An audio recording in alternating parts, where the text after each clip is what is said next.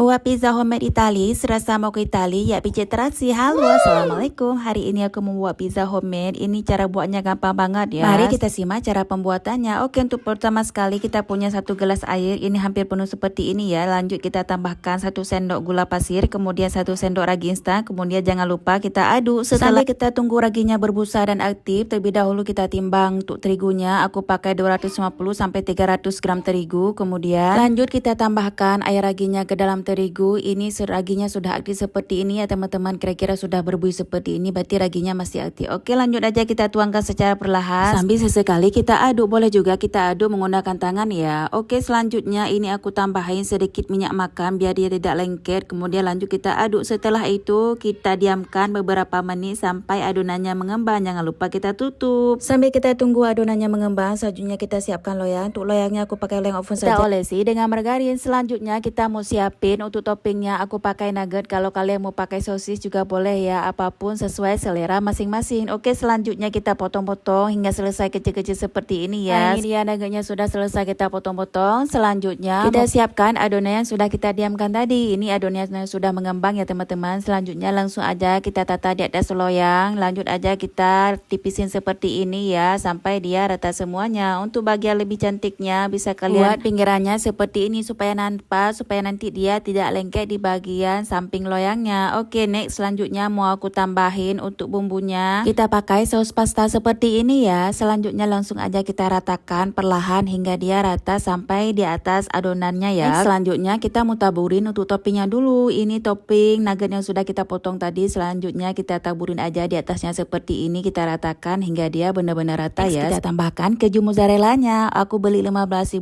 ukuran seperti ini. Kemudian lanjut aja kita paruh di atas adonannya. Untuk sentuhan terakhirnya bisa kita pakai bubuk seledri di atasnya seperti ini ya teman-teman. Ini sudah selesai semua prosesnya. Selanjutnya mau kita oven dulu di suhu 100 derajat sekurang lebih 30 menit saja sudah matang. Oke, ini sudah matang dan wanginya itu menyebar ke seluruh kampung buat tetangga ngumpul. Oke, ini enak banget ya, sudah matang, sudah bisa kita santap. Ini enak banget, coba kalian lihat nih.